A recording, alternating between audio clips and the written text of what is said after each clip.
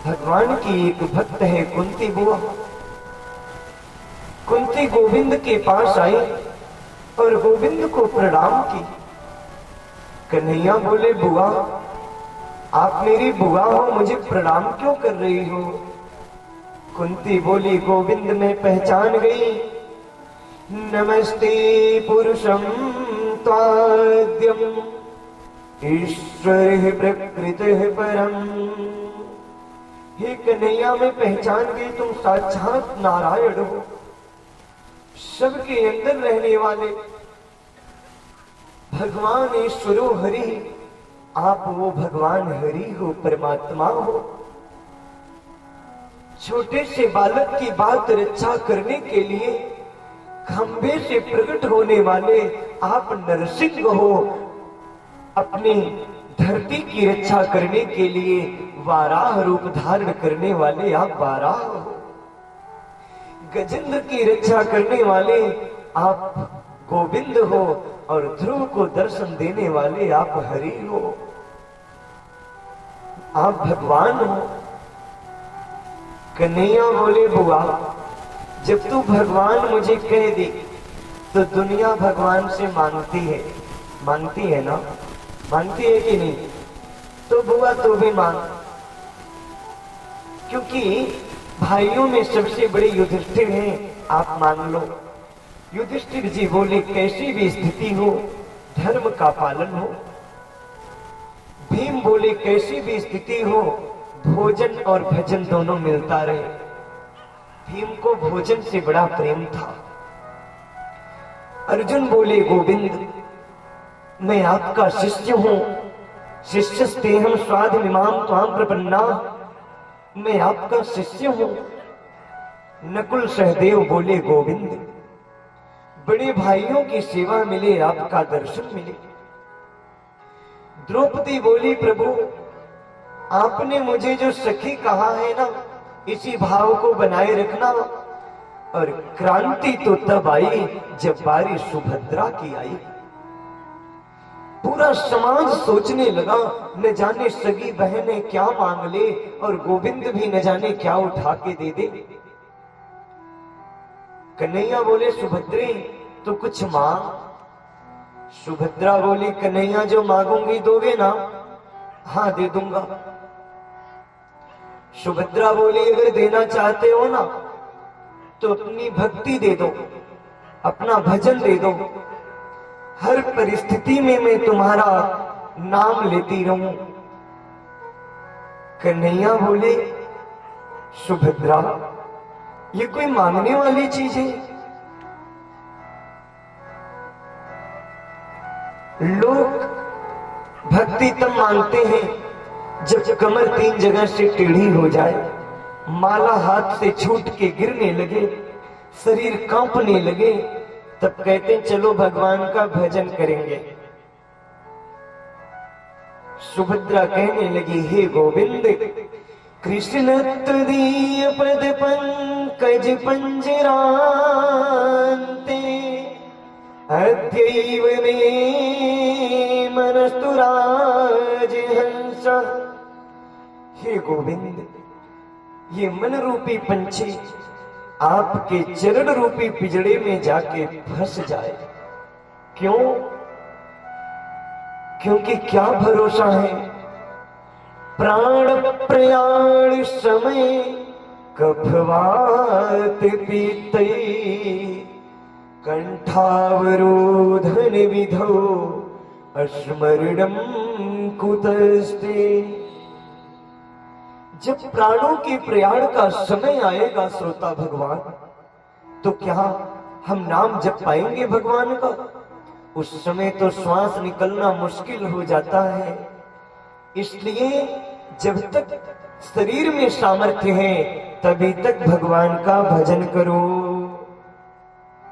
तभी तक भगवान का भजन हो सकता है। कन्हैया प्रसन्न हो गए और अपनी बहन की जय जयकार करते हुए वो वरदान दे दिए। अब बारी आई कुंती बुआ की। कुंती बुआ ने जो मांगा है, हमें लगता है यहां आप जितने भक्त बैठे हो, कोई नहीं मांगना चाहोगे। हम हमेशा चाहते हैं कि ये चीज हमें कभी ना मिले जो कुंती ने मांगा। कुंती ने क्या मांगा? आपको पता है कुंती ने क्या मांगा? किसे पता है कुंती ने क्या मांगा? कुंती ने दुख मांगा। हे गोविंद, मेरे जीवन में दुख पे दुख आता रहे। एक दुख दूर ना हो दूसरा आ जाए, दूसरा दूर ना हो तीसरा आ जाए। हे गोविंद, मेरे जीवन में दुखों का पहाड़ टूट जाए। कन्हैया बोले, बुआ ये तू क्या मांग रही है? ये भी कोई मांगना हुआ? पूरे जीवन तुझे दुख ही तो मिला बुआ। जरा तू सोच बुआ, तेरा जन्म हुआ सूरसेन के घर। उनके मित्र कुंती भोज तुझे ले गए। तेरा नाम प्रथा था, रख दिए कुंती। बचपन तेरा ठीक से बीता नहीं, शादी भी हुई तो ऐसे पति से जिन्हें श्राप था पांडु महाराज को कि पत्नी के पास सहवास की कामना से जाओगे तो टुकड़े टुकड़े हो जाएंगे।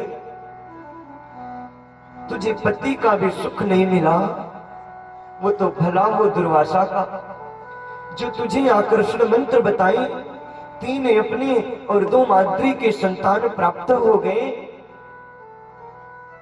असमय में आके तेरे पति की मृत्यु हो गई। तो हस्तिनापुर आई। तेरे 5 पुत्र को मारने के लिए गांधारी के 100 पुत्र हमेशा तैयार थे। सिवाय इसके कोई काम नहीं था कि कैसे पांडवों को मारा जाए। और बुआ, तेरे पुत्रों ने धर्म को नहीं छोड़ा, और जहां धर्म है वहीं विजय है। धर्मो रक्षति रक्षिता। जो धर्म की रक्षा करता है, धर्म उसकी रक्षा करता है। आज तेरे पुत्र महाराज हुए और तू राजमाता कहलाने की अधिकारिणी हुई।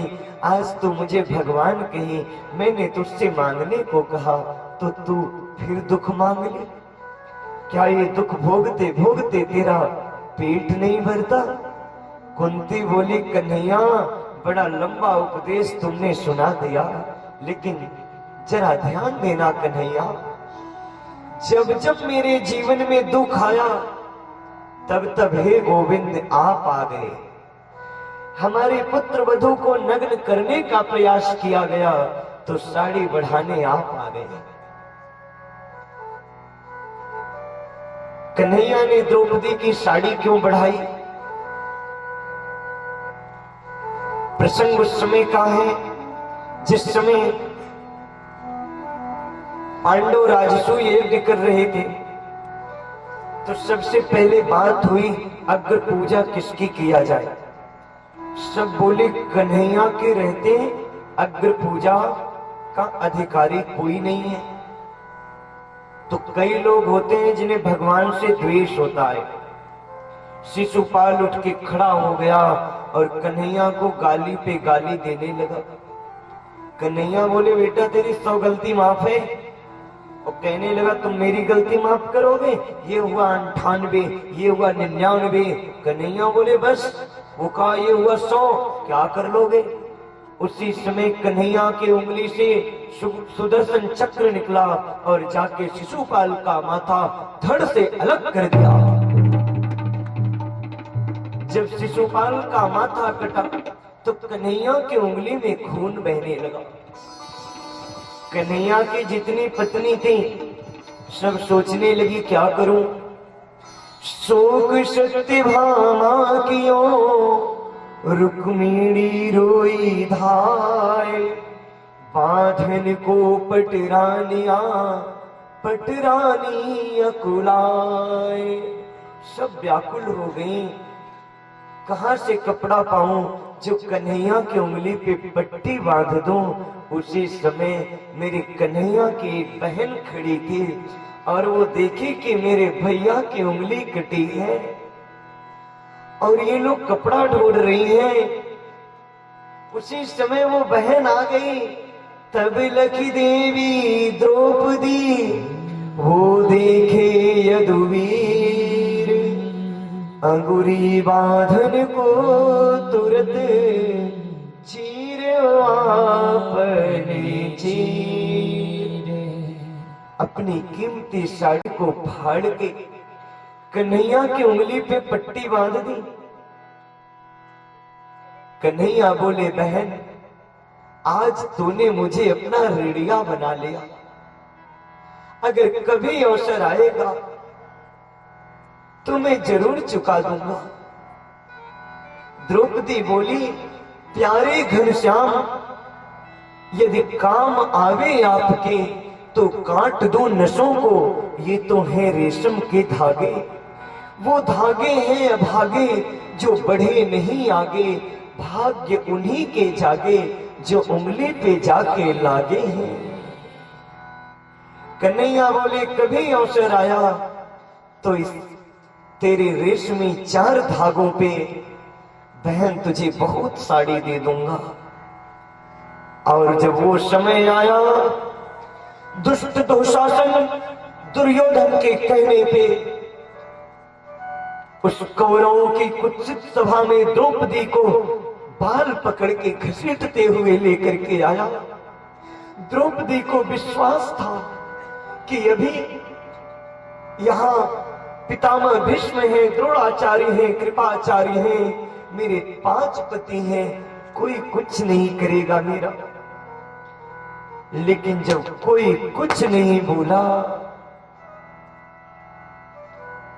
द्रौपदी समझ गई मैं उनसे सहारा मांग रही हूं जो वास्तव में सहारा देने वाले नहीं है।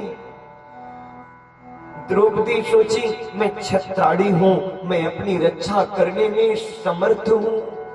दोनों हाथ से साड़ी पकड़ ली, लेकिन कहां वो दुशासन जिसके अंदर 10,000 हाथी का बल है, एक झटका दिया, द्रौपदी गिर पड़ी। ध्यान देना, ये समय की मार है। अर्जुन जैसे धनुर्धर की पत्नी, भीम जैसे गदाधर की पत्नी, युधिष्ठिर जैसे धर्मराज की पत्नी, जो यज्ञ की वेदी से प्रकट हुई है, द्रुपद की पुत्री, आज कौरव की सभा में अपमानित हो रही है। द्रौपदी समझ गई, सबको धिक्कारने लगी। धिक्कार है इस सभा को, इसमें कोई वीर नहीं है, ये सब कायर हैं जो एक नारी के अस्मिता को नहीं बचा पा रहे हैं।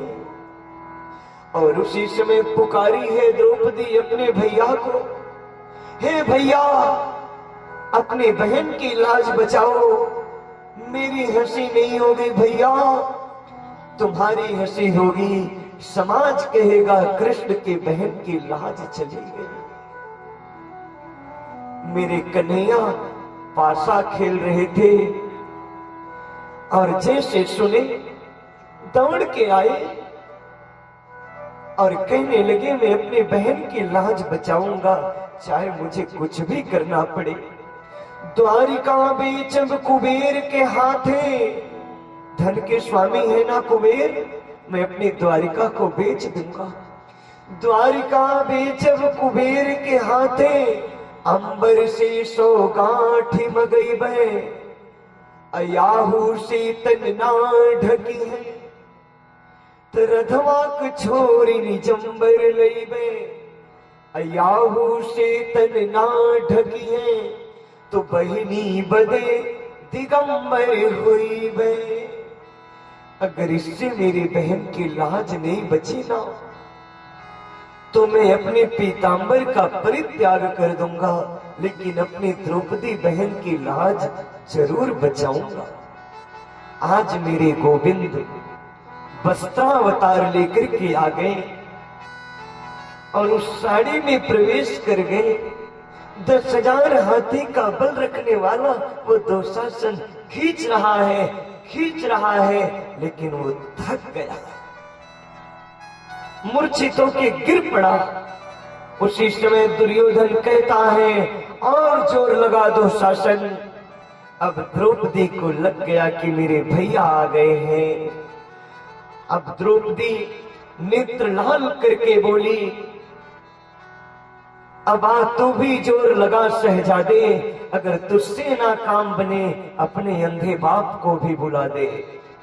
मेरे भैया आ गए हैं। उस बहन को अपने भाई का बल हुआ। दुशासन मूर्छित होके गिर पड़ा और सूरदास की लेखनी लिखने को विवश हो गई कि कहा करे बैरी प्रबले जो सहाय यदुवीर, 10,000 गज बल घट्यो, घट्यो न 10 गज चीर। साड़ी है कि नारी है, नारी है कि साड़ी है, साड़ी ही की नारी है कि नारी ही की साड़ी है, वो समझ नहीं पाया। आज कुंती कहती है गोविंद, जब जब मेरे जीवन में दुख आया तब तब आप आए। मेरे पुत्र को जहर देके मारने का प्रयास किया गया तो आप आके बचा लिए। हे गोविंद, आज मेरे पुत्रों को राज्य मिला, मैं राजमाता हो गई। आज तुम प्रणाम करके कहते हो मैं द्वारिका जा रहा हूं। तो हे गोविंद, जिस दुख में आप मुझे याद आओ ना, उस दुख को मैं गले से लगा लूं, और जिस सुख में मैं तुम्हें भूल जाऊं उस सुख को मैं त्याग देती हूं। कबीर बाबा कहते हैं कि सुख के माथे शिल पड़े, यानी पत्थर पड़े, सुख के माथे शिल पड़े, जो हर हृदय से जाए, बलिहारी वा दुख की, जो पल पल नाम जपा। धन्य है वो दुख, धन्य है जिस दुख में हम अपने कृष्ण को याद करें। हे सोता भगवान, आप बताना, आप दुख में कन्हैया को याद करते हो या सुख में याद करते हो? कब याद करते हो? जवाब दो। मैया, दुख में कि सुख में? दुख में। दुख में सुमिरन सब करे, सुख में करे ना कोई। जो सुख में सुमिरन करे, तो दुख काहे को। जितना याद हम उस परमात्मा को दुख में करते हैं, अगर उतना याद हम उन्हें सुख में करें तो ये दुख कभी आएगा ही नहीं प्यारे, आएगा ही नहीं। अगर दुख में चोट खाई ना होती तो कन्हैया तेरी मधुर याद आई ना होती। मेरा निवेदन, अगर आपके जीवन में दुख आए तो घबराना मत, धैर्य रखना, क्योंकि विपदः नैव विपदः संपदो नैव संपदः, विपद विस्मरणम विष्णु संपत नारायण स्मृति। विपत्ति को विपत्ति नहीं कहते, संपत्ति को संपत्ति नहीं कहते। जब ये जीव प्रभु को भूल जाए ये सबसे बड़ी विपत्ति है, और जब प्रभु को याद करे ये सबसे बड़ी संपत्ति है। अगर दुख आए तो ये समझना कि प्रभु ने याद करने का एक मौका दिया है। हम अभिमान और अहंकार में आके अपने गोविंद को भूल गए थे। वो विपत्ति देकर के हमें ये दिखाए हैं कि बेटा तू ध्यान कर प्रभु का, तू मेरा स्मरण कर। विपत्ति में भी घबराना मत प्यारे। बड़ा सुंदर भाव है कि विपत्ति की अगर मार खाते रहोगे, हमारे प्रभु याद आते रहेंगे। विपत्ति की अगर माते रहोगे, खाते रहोगे, हमारे प्रभु याद आते रहेंगे। मार खाते रहोगे, खाते रहोगे, हमारे प्रभु याद आते रहेंगे। विपत्ति की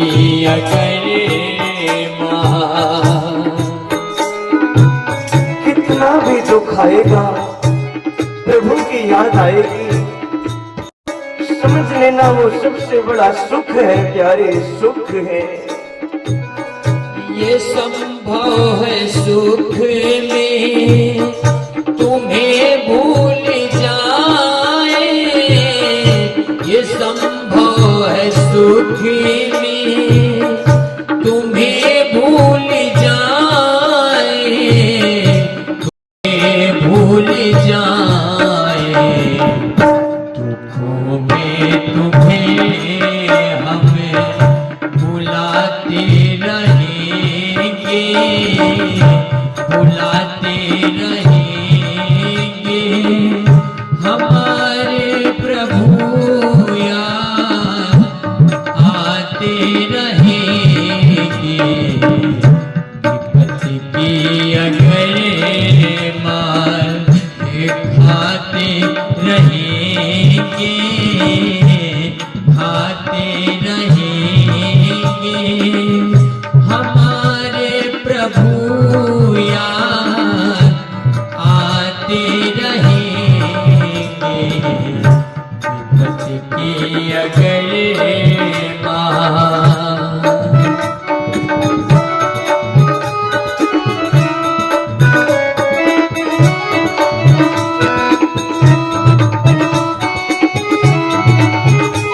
जिसके जीवन में दुख आया हो, विपत्ति आई हो, और परमात्मा का ध्यान करना, प्रभु एक याद करने का मौका दिए हो। हमेशा अगर कष्ट आएंगे हम पर, हमेशा अगर कष्ट आएंगे हम पर, आएंगे हम पर, बुलाने पे घने श्याम, बुलाने पे घने श्याम आते रहेंगे, आते रहेंगे हमारे प्रभु याद आते रहेंगे। विपत्ति की अगर मार खाते रहेंगे, खाते रहेंगे हमारे प्रभु याद आते रहेंगे।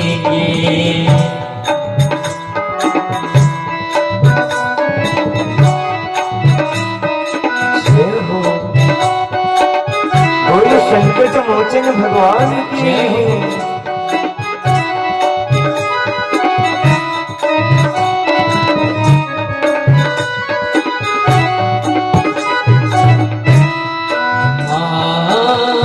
बड़े भाग्यशाली है वो दर्द के क्षण, बड़े भाग्यशाली है वो दर्द के क्षण, वो दर्द के क्षण।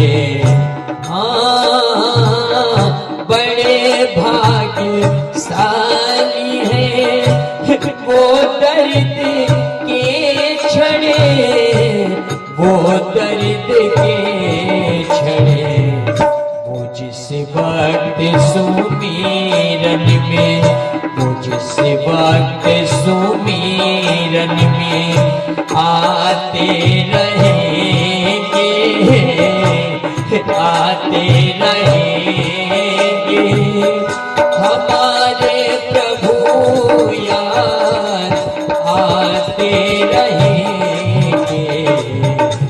विपत्ति की अगर मार खाते रहेंगे, खाते रहेंगे हमारे प्रभु याद आते रहेंगे।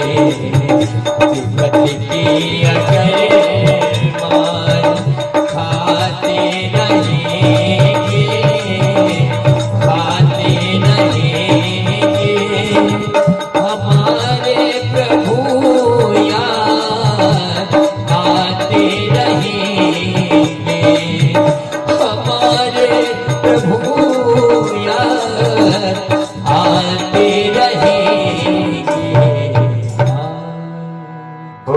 बाके बिहारी लाल की जय हो। हे श्रोता भगवान, विपत्ति आएगी, प्रभु की याद आएगी, समझ लेना सबसे बड़ी तुम्हें संपत्ति मिल गई। मुस्कुरा के गम के रस को पीने जिसको आ गया, सच कहो संसार में जीने उसको आ गया। हे श्रोताओं, मेरे कन्हैया कुंती से बोले, बुआ तुझे मैं दुख नहीं दे सकता। कुंती बोली, दुख नहीं दे सकते तो इसलिए पास मीमांग छिंदी, हमारा अपना संबंध हटा दो, खत्म कर दो। कन्हैया सब कुछ कर सकते हैं, अपने से अपने भक्त को कभी दूर नहीं करते। कन्हैया ने कुंती को पराभक्ति दे दी, और जिसके पास भक्ति है उसी के पास भगवान है। कुंती बोली, गोविंद आज द्वारिका मत जाओ, आज रुक जाओ। तो तैयार हुए श्री कृष्ण, रथ पे बैठे हुए श्री कृष्ण कुंती के अश्रु को देख के, उनके प्रेम को देख करके, मेरे कन्हैया आज की रात हस्तिनापुर में विश्राम किए। कुंती बुआ और पांडवों की लेकर जाना रे, लेकर जाना हरि का नाम, धीरे धीरे लेकर जाना हरि का नाम, धीरे धीरे धीरे धीरे धीरे धीरे ला ला ला ला, धीरे धीरे धीरे धीरे धीरे धीरे धीरे लेकर जाना हरि कथा श्रवण सुन जाना, भक्तों कल फिर आना, कथा श्रवण सुन जाना, हाजी धीरे धीरे, हाजी धीरे धीरे लेकर जाना हरि का नाम, धीरे धीरे लेकर जाना। भक्तों कल फिर आना, कथा श्रवण सुन जाना, भक्तों कल फिर आना, कथा श्रवण सुन जाना, भक्तों कल आना, कथा सुन जाना, भक्तों कल आना, कथा सुन जाना, धीरे धीरे, हाँ जी धीरे धीरे, ओ लेकर जाना हरि का नाम, धीरे धीरे लेकर जाना हरि का नाम, धीरे धीरे ओ लेकर जाना हरि का नाम, धीरे धीरे लेकर जाना हरि का नाम, धीरे धीरे लेकर जाना हरि का नाम, धीरे धीरे लेकर जाना हरि का नाम, धीरे धीरे लेकर जाना हरि का नाम, धीरे धीरे लेकर जाना हरि का नाम, धीरे धीरे लेकर जाना हरि का नाम, धीरे धीरे लेकर जाना हरि का नाम, धीरे धीरे लेकर